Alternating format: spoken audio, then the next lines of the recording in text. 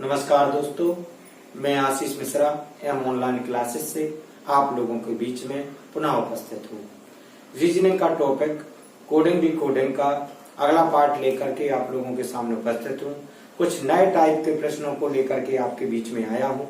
उन प्रश्नों को हल करने के लिए आप लोगों को अपने मस्तिष्क पर जोर देना है, लेकिन कितना हल्के से जोर देना है यह भी देखना है हमको। यह बताऊंगा आपको आसान तरीके से हल करना रीजनिंग के कोडिंग डिकोडिंग को। चलिए चलते हैं हमारे प्रश्न की ओर। जैसा कि हमारे प्रश्न में दिया गया कि यदि POND यानी पॉन्ड को RSTL लिखा जाता है तो हेयर को क्या लिखा जाएगा। किसी कूट भाषा में पॉन्ड को RSTL लिखा जाएगा तो हेयर को क्या लिखा जाएगा। चलिए देखते हैं। जैसे यहीं से ले लें हम अपने सॉल्यूशन को।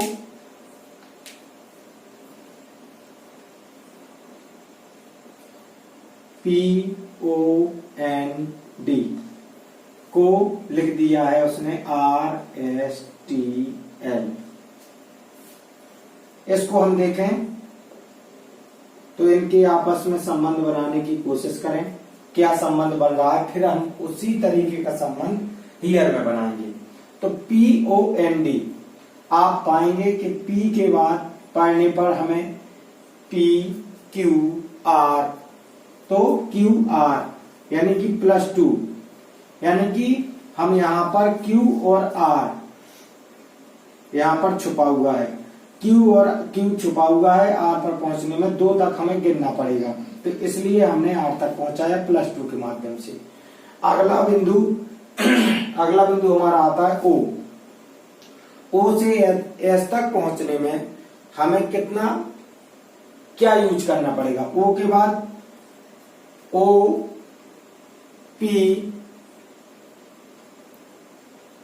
OPQRS यानी 4 तक +4 तक हमें जाना पड़ेगा इसके लिए, S तक के लिए।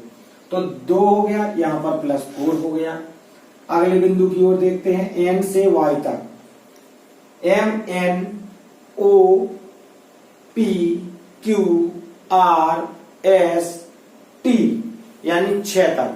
हम देखें तो उंगलियों से गिन सकते हैं, तो +6 तक हमें जाना होगा। यानी N से T तक जाने के लिए हमें 6 टाइम पढ़ना होगा, तब हम T तक पहुंचेंगे।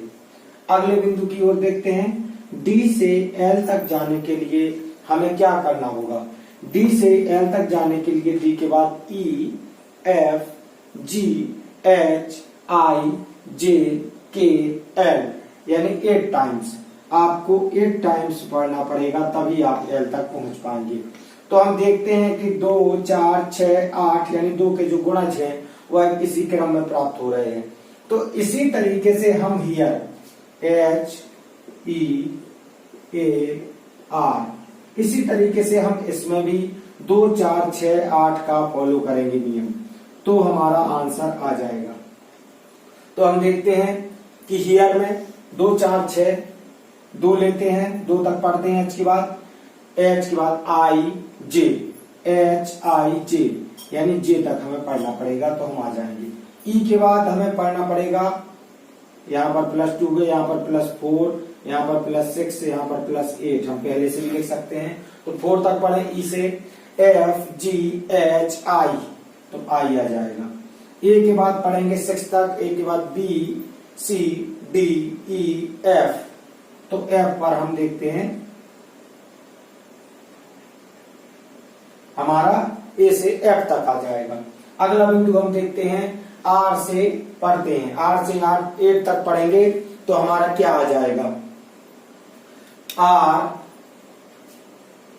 S T U V W X Y Z, यहां पर हम Z तक पहुंच जाएंगे।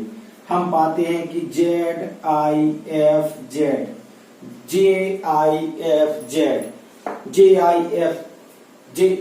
के बाद A से A का थोड़ा सा डिस्टर्बेंस। A के बाद B C D E F G तक जाना पड़ेगा। F तक तो अपना कम हो जाएगा। सॉरी, गलती से हो गया था। जी तक जाना पड़ेगा हमें यहाँ पर।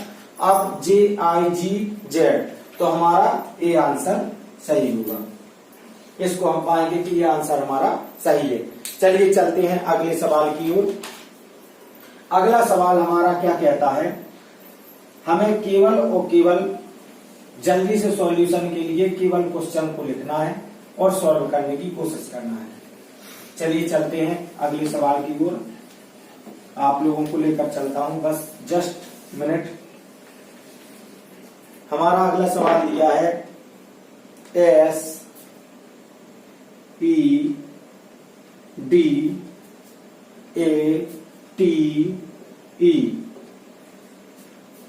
यदि उसको लिखते हैं 9 5 7 3 1 5 और DEPOSIT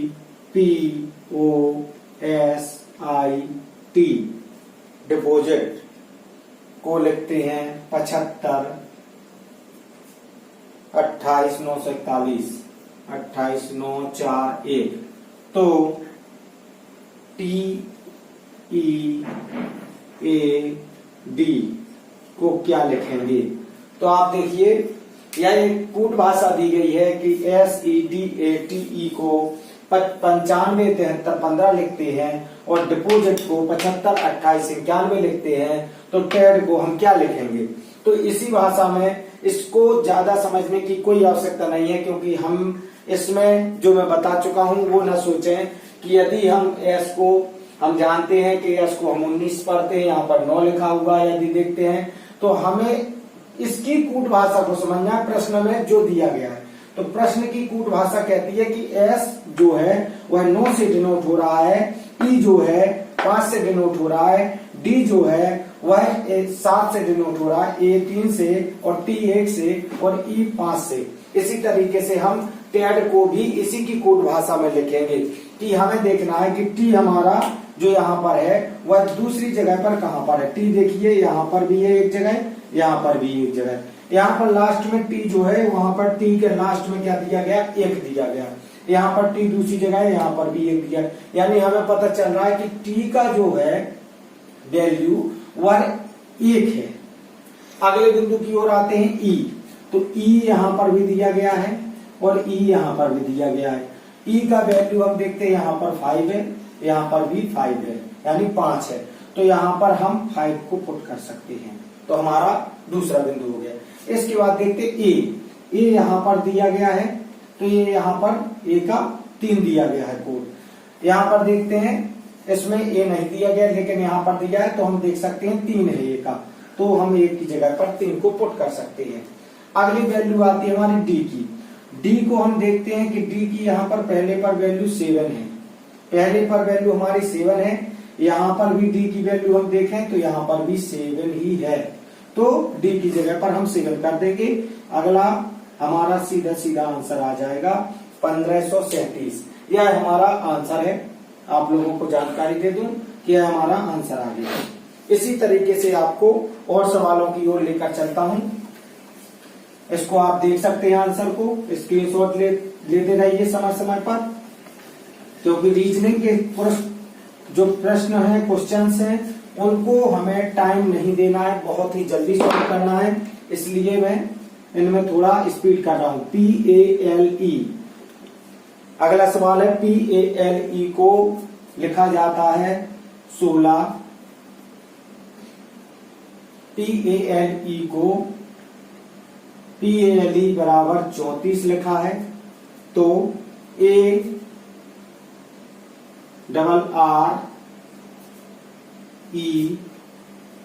ARREST को हम क्या लिखेंगे? उसने पूछा है कि यदि हम इसको 34 लिखते हैं तो इसको हम क्या लिखेंगे। चलिए आते हैं हम सॉल्यूशन में। अपने सॉल्यूशन में दिया गया है कि यदि PALE को 34 लिखा है तो 34 किस तरीके से लिखा होगा हमें देखना है।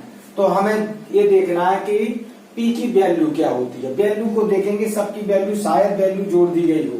दिमाग हर जगह लगाना है, हर तरफ हमें अपने रीजनिंग में माइंड को चारों तरफ लगाना है।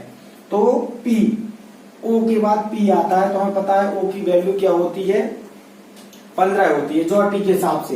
हमारा जो मैं बता चुका हूं एजॉरिटी में 5, 10, 15, 20, 25 ये आप हर प्रश्न में लिख सकते हैं एक बार। तो ओ में 15 दिया गया है, ओ में क्या दिया गया है 15, तो ओ के बाद पी आएगा, तो पी में आप क्या लिख देंगे यहाँ पर 16।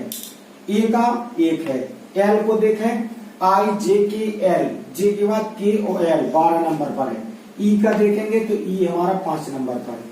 अब इनको हम जोड़ दें तो हम देखेंगे जोड़ें तो 6 हो गया 12 और 6 18 और 16, 18 और 16 हो गए हमारे 34। आप जोड़ करके चेक कर सकते हैं। इसके बाद आते हैं हम ए डबल आर, हमारा जो कहा गया कि A double R E S T, इसकी वैल्यू क्या होगी उसने पूछा है। तो इसकी वैल्यू हम देखें कि ए की 1 है, आर की वैल्यू हम देखें तो R P Q R S A T दिया गया हमारे पास 20 पर है। तो हम आर से पढ़ना शुरू करें, आर एस टी यानी 2 कम होने चाहिए टी से, तो हमारी यहाँ पर 18 होगी वैल्यू। ई की 5 हमें पता ही है, एस की वैल्यू 19 है, टी की वैल्यू 20 है हमें दी गई है।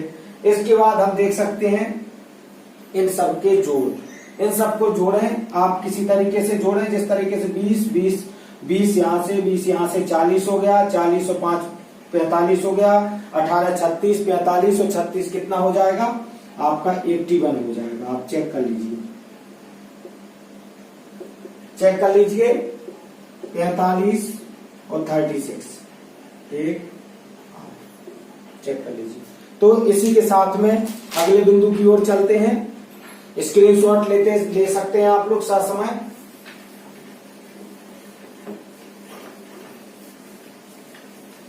अगले टाइप का प्रश्न लेकर आ रहा हूं आपके बीच में। अगले टाइप का प्रश्न क्योंकि रीजनिंग में इसी तरीके से हमें करना होगा।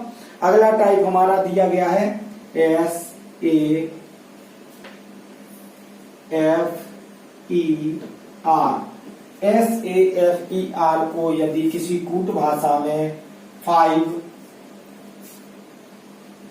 @ 3 हैज एंड 2 लिखा जाता है तो, और आर आई डी ई को किसी कूट भाषा में 2 कॉपीराइट सी % एंड हैज लिखा जाता है तो उसी भाषा में एफ ई डी एस को क्या लिखा जाएगा, यह पूछा गया है। यह भी जैसे मैं पहले बता चुका हूं, नंबरों को देखना है उसी तरीके से देखते रहिए, क्योंकि किसी कूट भाषा में यह दिया गया तो हमें सबसे पहले देखना हमारा जो दिया गया PDS मान लो, तो उसको हम किस तरीके से लिखना प्रारंभ करेंगे। तो एफ को हमें लिखना है, तो एफ हमारा दिया गया यहाँ पर। अब एफ हमारे जो कूट भाषा दी गई उसमें कहां पर दिया गया, एफ यहाँ पर दिया गया एक जगह पर, तो एफ यहाँ पर 3 नंबर पर है, 3 नंबर पर अर्थात 3, तो एफ को हम 3 से डिनोट कर सकते हैं।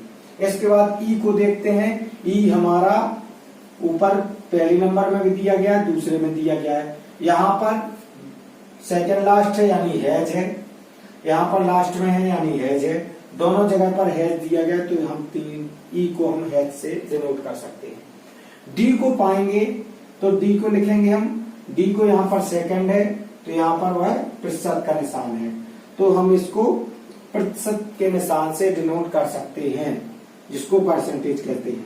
अगला है एस, एस को हम पाएंगे कि पहला नंबर है, एस को 5 से डिनोट किया गया है, तो हम 5 से डिनोट कर सकते हैं। हमारा यही पूरा आंसर होगा। आप देखेंगे कि हमारा जो आंसर आएगा यही आंसर आएगा, आप देख सकते हैं, चेक कर सकते हैं। स्क्रीनशॉट लेते रहिए साथ समय।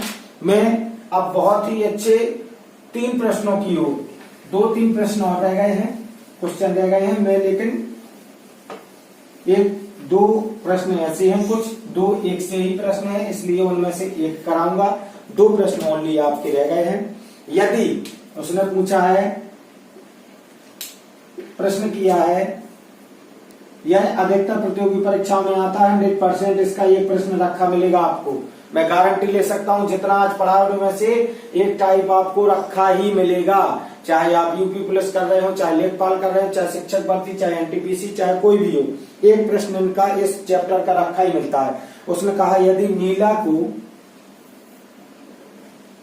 नीला को हरा कहा जाए, हरा को सफेद,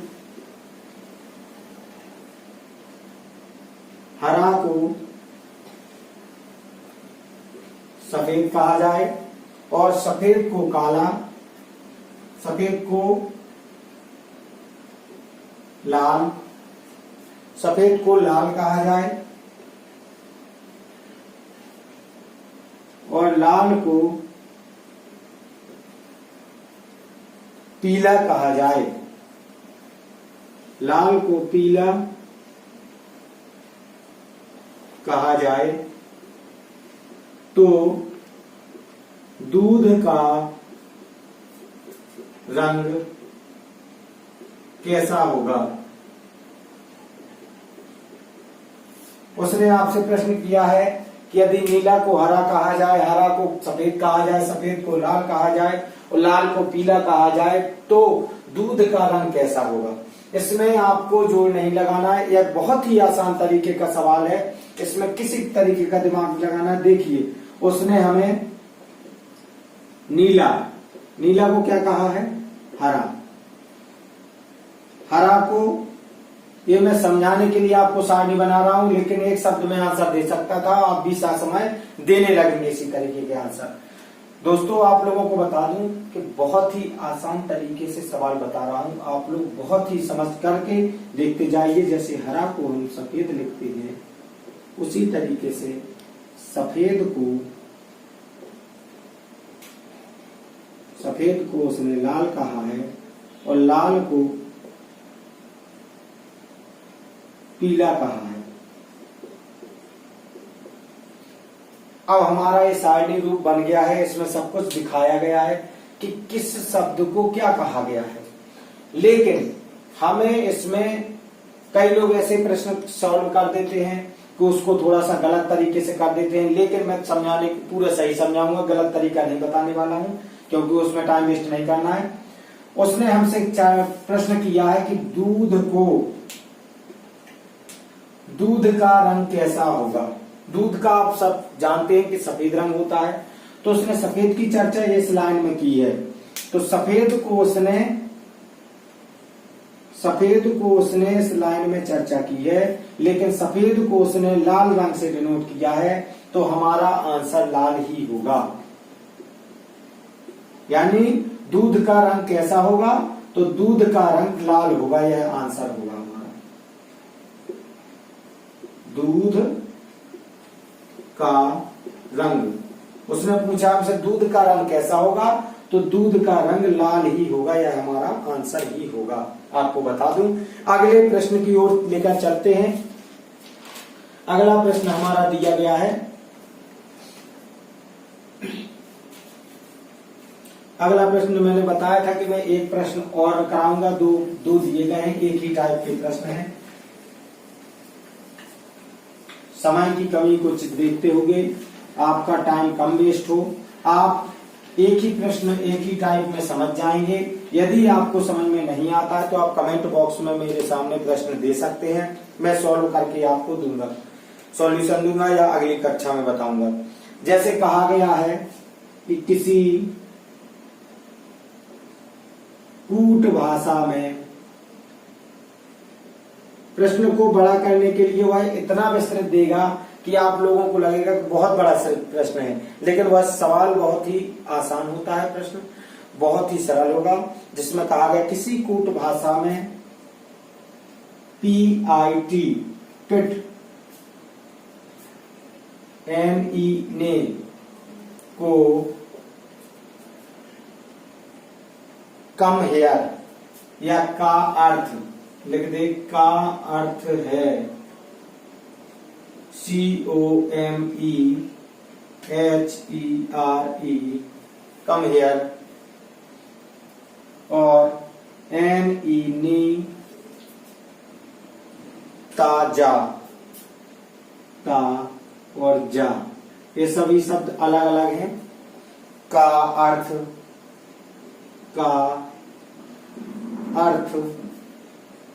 है come and go, come and go. तो और भी दिया गया एक और जा सा रे, यह बहुत ही आसान प्रश्न है, लेकिन बहुत से लोग इसमें भटक जाते हैं। का earth you and me, you and me है। तो इस कूट भाषा में, तो इस कूट भाषा में टीयता को क्या कहेंगे?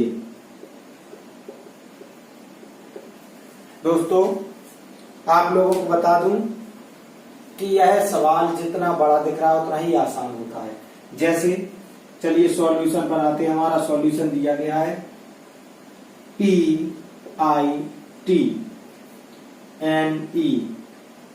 को यदि क्या लिखा गया है COME, कम, HERE, हेयर, तो, और NE, ने, ता, जा को come and go, come and go, और जा सा रे को you and me, you and me. अब देखते हैं, हम प्रश्न में आते हैं। यह जो है पहला समीकरण हो सकता है, या दूसरा है, या तीसरा है। 3 समीकरण हमने बना दिए। तीनों में कहा गया अलग अलग तरीके से इन शब्दों को इस शब्द से डिनोट किया गया, इसको इस शब्द से किया गया, इसको इस शब्द से किया गया, लेकिन तीनों में कुछ चीजें मैच होंगी, ओबाइनेस्ट होंगी, कॉमन होंगी। उनके साथ में हम सॉल्यूशन तक पहुंच जाएंगे। जैसे कि हम पहले और दूसरे समीकरण की तुलना करते हैं, तो पहले और दूसरे समीकरण में हम देखते हैं कि क्या हमारा ऐसा है जो कॉमन है। तो हम देखते हैं कि यहाँ पर ने, NE दोनों जगह पर कॉमन है। आगे देखते हैं तो इसमें हमारे क्या कॉमन है, यहाँ पर NE ने कॉमन है, यहाँ पर कम कॉमन है। तो हमारा